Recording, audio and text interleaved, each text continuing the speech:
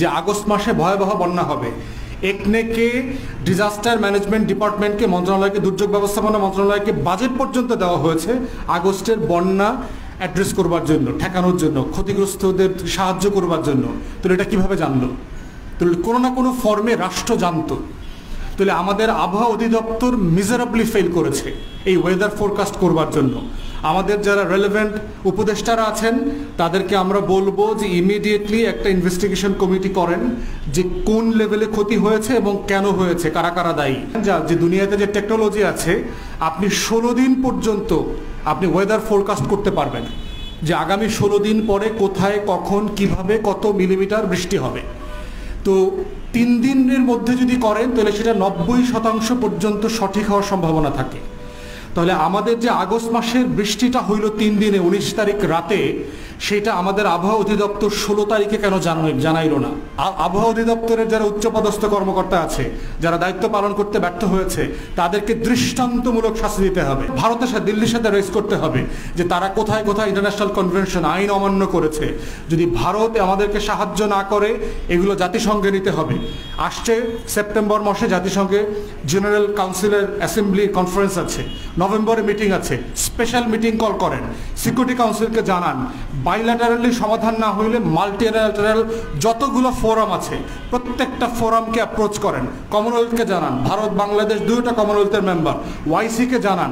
International ফোরামে ভারতের বিপক্ষে অবস্থান নিতে হবে এবং বলতে হবে যে গত 53 বছর থেকে টানা পারসিস্টেন্টলি সে আন্তর্জাতিক আইন অমান্য করে কিভাবে বাংলাদেশকে পানিতে ডুবিয়ে মারছে, ভারতকে ক্ষতিপূরণ চাইতে হবে।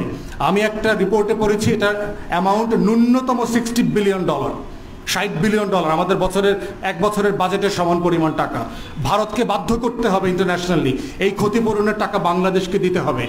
ভারত যদি ড্যাম এবং এই মহারানী ব্যারেজ এগুলো যদি নাও খুলে দিত, তারপর বাংলাদেশে বন্যা হতো। কিন্তু এই লেভেলের ক্ষতি, এই যেভাবে ডুবে গেছে, ঘরবাড়ি তলিয়ে গেছে, এবং এত অল্প সময়ের ভিতরে এই পরিমাণ ক্ষতিটা হতো না। তাই আমরা বলছি যে বর্তমানে যারা তত্ত্বাবধায়ক সরকারে, অন্তর্বর্তীকালীন সরকারের দায়িত্ব পালন করছেন, আপনাদেরও যথেষ্ট ঘাটতি আছে। আমাদের আবহাওয়া অধিদপ্তর তাদের যে রোল প্লে করবার কথা ছিল, তারা সেই রোল প্লে করতে পারে নাই। আপনারা জানেন যে দুনিয়াতে যে টেকনোলজি আছে, আপনি 16 দিন পর্যন্ত আপনি ওয়েদার ফোরকাস্ট করতে পারবেন যে আগামী 16 দিন পরে কোথায়, কখন, কিভাবে, কত মিলিমিটার বৃষ্টি হবে। তো 3 দিনের মধ্যে যদি করেন তাহলে সেটা 90% পর্যন্ত সঠিক হওয়ার সম্ভাবনা থাকে। তাহলে আমাদের যে আগস্ট মাসের বৃষ্টিটা হইল 3 দিনে 19 তারিখ রাতে, সেটা আমাদের আবহাওয়া অধিদপ্তর 16 তারিখে কেন জানাইল না? আমরা আরও 2 মাস আগে থেকে দেখেছি যে আগস্ট মাসে ভয়াবহ বন্যা হবে। একনেকে ডিজাস্টার ম্যানেজমেন্ট ডিপার্টমেন্টকে, মন্ত্রণালয়কে, দুর্যোগ ব্যবস্থাপনা মন্ত্রণালয়কে বাজেট পর্যন্ত দেওয়া হয়েছে আগস্টের বন্যা অ্যাড্রেস করবার জন্য, ঠেকানোর জন্য, ক্ষতিগ্রস্তদের সাহায্য করবার জন্য। তাহলে এটা কিভাবে জানলো? তাহলে কোনো না কোনো ফর্মে রাষ্ট্র জানতো।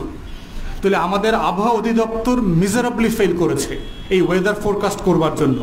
আমাদের যারা রেলেভেন্ট উপদেষ্টারা আছেন তাদেরকে আমরা বলবো যে ইমিডিয়েটলি একটা ইনভেস্টিগেশন কমিটি করেন, যে কোন লেভেলে ক্ষতি হয়েছে এবং কেন হয়েছে, কারা কারা দায়ী।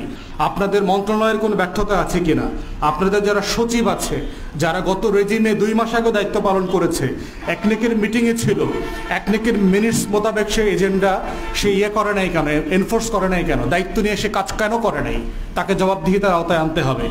আবহাওয়া অধিদপ্তরের যারা উচ্চপদস্থ কর্মকর্তা আছে, যারা দায়িত্ব পালন করতে ব্যর্থ হয়েছে, তাদেরকে দৃষ্টান্তমূলক শাস্তি দিতে হবে। কারণ আমরা বলছি যে বাংলাদেশে একটা নতুন বাংলাদেশ গড়বার যে লড়াই তৈরি হয়েছে জুলাই আগস্ট অভ্যুত্থান এবং গণহত্যার মধ্য দিয়ে, এটার দৃশ্যমান পরিবর্তন এবং সমাধান আমরা দেখতে চাই, যেটা এই ইন্টারিম রেজিমকে must show guts and with a bold decision, তাকে ডিসিশন নিতে হবে, অ্যাকাউন্টেবল করতে হবে যারা এগুলোর জন্য দায়ী। তো সব মিলিয়ে ভারতের সাথে, দিল্লির সাথে রেস করতে হবে যে তারা কোথায় কোথায় ইন্টারন্যাশনাল কনভেনশন, আইন অমান্য করেছে। যদি ভারত আমাদেরকে সাহায্য না করে, এগুলো জাতিসংঘে নিতে হবে। আসছে সেপ্টেম্বর মাসে জাতিসংঘে জেনারেল কাউন্সিলের অ্যাসেম্বলি কনফারেন্স আছে, নভেম্বরে মিটিং আছে।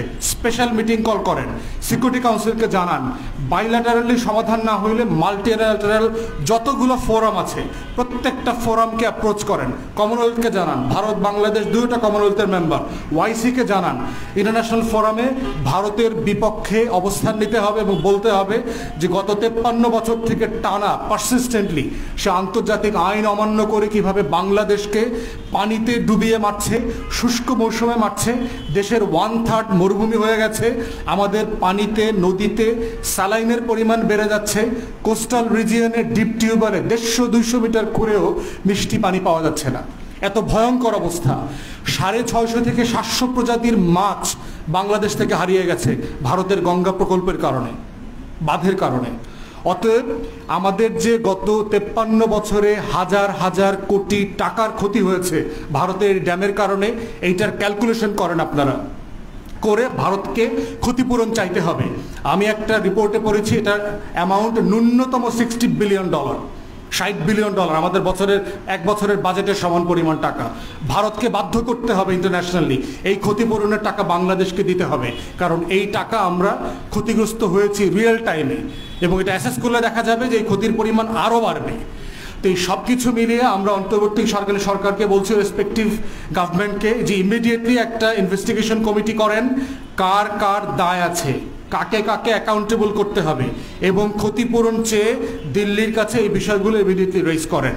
এবং বাংলাদেশের যারা ক্ষতিগ্রস্ত জনগোষ্ঠী আছেন কুমিল্লা, নোয়াখালী, লক্ষ্মীপুর অঞ্চলের দেশবাসীকে আহ্বান করব, যার যার জায়গা থেকে আপনারা সাহায্য করছেন আরও সমন্বয় করে কীভাবে সাহায্য করা যায় সেই ব্যাপারে আপনারা উদ্যোগ নেবেন এবং আমাদের নেতৃবৃন্দ বলবেন।